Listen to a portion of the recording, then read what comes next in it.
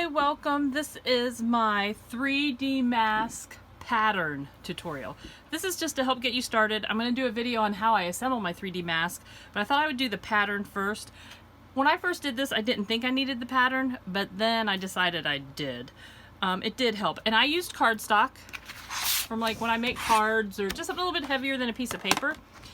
And I'm just going to cut my piece of paper down to 7 by 10. Now, when I first saw the 3D mask, a lot of the patterns have you doing 10.5, which you can do, and I suggest that you play with the width to get what you like. But I find the actual width in the front of the mask, it really works well. So I'm going to just draw my lines on here, 7 by 10, and then I'm going to cut them, just cut right along that line, which I've already done on another one. So I'm trying to save time so you don't watch me cut everything. And then what I do is I just put a little mark, 2 inches on every, a mark 2 inches on every corner.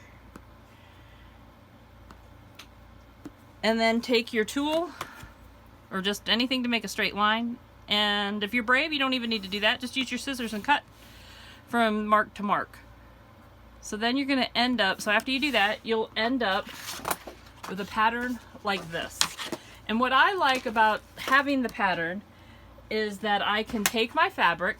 Now this fabric's already cut to 10 inches, and this is the reason I'm doing 10 inches. I was doing the pleated style masks, so I have a lot of pre-cut 10-inch strips or 10 by 8 inch squares, because that was the size I was using. So you could just line this up and then use your cutter and cut your fabric. Just go around each one. I found that having the pattern helped, because then if you also have a print on your pattern, you can make sure that your light, because the pieces here is going to be the front of your center of your mask. So then you can make sure if you have something that you want to actually be highlighted in the front of your face for your mask, because right now we're trying to make them as fun as possible. You can do that and make sure that they appear in this section. Okay, so this is the tutorial on just getting the pattern pieces made. Now I've marked mine adult medium 7 by 10.